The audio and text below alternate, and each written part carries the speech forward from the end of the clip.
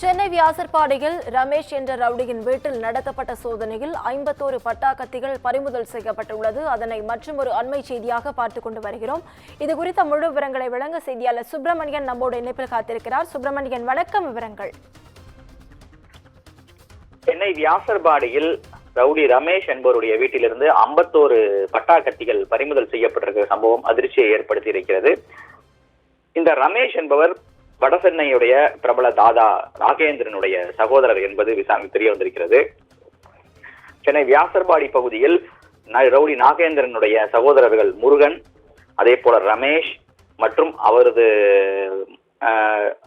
சகோதரியுடைய மகன்கள் தம்பிதுரை, தமிழழகன் ஆகிய 4 பேர் வியாசர்பாடி கல்யாணபுரம் முதல் தெருவில் வசித்து வருகிறார்கள். குறிப்பாக சந்தேகத்தின் பேரில் வியாசர்பாடி போலீசார் அவருடைய வீட்டில், அதாவது இந்த வீடு நாகேந்திரனுடைய பழைய வீடு என்பதும் விசாரணை தெரிய வந்திருக்கிறது. இந்த வீட்டில் தான் இவருடைய சகோதரர்கள் குடியிருக்கிறார்கள். இந்த வீட்டில் நள்ளிரவில் போலீசார் அதிரடி சோதனை நடத்தினார்கள். அந்த சோதனையில் மறைத்து வைக்கப்பட்டிருந்த 51 பட்டாக்கத்திகள், 2 இரும்பு ராடுகள் பறிமுதல் செய்யப்பட்டிருக்கிறது.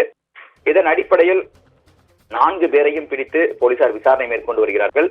அது மட்டுமல்லாமல் இந்த பட்டாக்கத்திகள் எதற்காக மறைத்து வைக்கப்பட்டிருக்கிறது என்ற கோணங்களில் விசாரணை என்பது தீவிரப்படுத்தப்பட்டிருக்கிறது.